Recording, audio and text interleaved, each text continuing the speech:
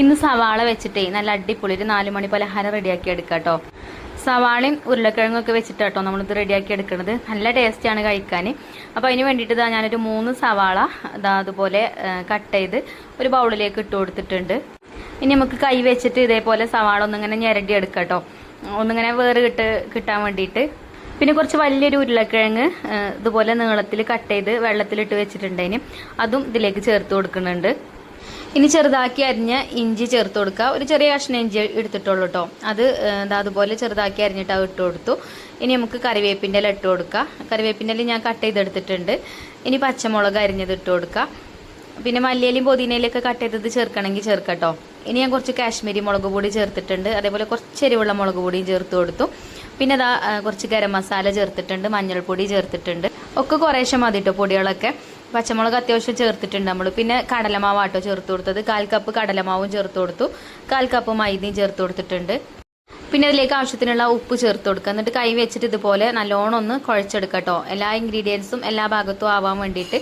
അപ്പോൾ ഒപ്പം വെള്ളം ചേർക്കേണ്ട ആവശ്യമില്ല. അപ്പോൾ കൈ വെച്ചിട്ട് നല്ലോണം കുഴച്ചെടുത്തതിന് ശേഷം കുറേശ്ശെ വെള്ളം ഒഴിച്ചിട്ട് നമ്മൾ ഉള്ളിവടയൊക്കെ ഉണ്ടാക്കുമല്ലോ, ആ ഒരു രീതിയിൽ മാവ് റെഡിയാക്കി എടുക്കാം കേട്ടോ.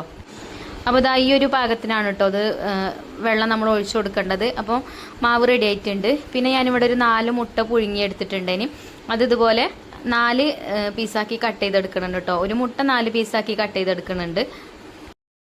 അപ്പോൾ ഈ പലഹാരത്തിൻ്റെ ഉള്ളിൽ വെക്കാനാണ് കേട്ടോ മുട്ടയൊക്കെ വെച്ചിട്ടാണ് നമ്മളിത് ഉണ്ടാക്കുന്നത്. അപ്പോൾ നല്ല ടേസ്റ്റ് ആട്ടോ ഇത് കഴിക്കാൻ.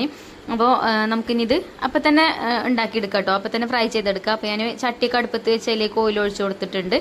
അപ്പോൾ ഓയിലൊക്കെ ചൂടായിട്ടുണ്ട് കേട്ടോ. ഇനി നമ്മൾ ഉള്ളിവട ഉണ്ടാക്കാൻ വേണ്ടിയിട്ട് കുറച്ച് മാവ് കൈയ്ക്ക് എടുക്കുമല്ലോ, അതുപോലെ കുറച്ച് മാവ് എടുത്തിട്ട് ഒന്നിങ്ങനെ പരത്തി കൊടുക്കുക. എന്നിട്ട് അതിലേക്ക് ഒരു മുട്ടൻ്റെ കഷ്ണം വെച്ച് കൊടുക്കുക. എന്നിട്ട് ബോൾസ് ആക്കി എടുക്കുക കേട്ടോ. എന്നിട്ട് ചൂടായ ഓയിലേക്ക് ഇട്ടിട്ട് നമുക്ക് ഫ്രൈ ചെയ്തെടുക്കാം. തിരിച്ചും മറിച്ചു ഇട്ടിട്ട് ഫ്രൈ ചെയ്തെടുക്കണം, നല്ല ഉൾവശമൊക്കെ വെന്തിട്ടുള്ളൂ. അപ്പോൾ ഇങ്ങനെ അടി കട്ടിയുള്ള പാത്രമാണെന്നുണ്ടെങ്കിൽ പെട്ടെന്ന് ആയി കിട്ടും. ഉള്ളൊക്കെ നല്ലോണം വെന്ത് നല്ല അടിപൊളിയായിട്ട് കിട്ടും കേട്ടോ. അപ്പോൾ ഞാനിത് അവിടെ എണ്ണയ്ക്ക് തിരിച്ചും മറിച്ചു ഇട്ടാണ്ട് ഫ്രൈ ചെയ്തെടുക്കുന്നുണ്ട് കേട്ടോ. പിന്നെ 3 എണ്ണം ഇട്ടിട്ടാണ് ഞാൻ ഫ്രൈ ചെയ്തെടുക്കുന്നത്. അങ്ങനെ തിരിച്ചും മറിച്ചു വിട്ടിട്ട് ഫ്രൈ ആക്കി എടുക്കുക.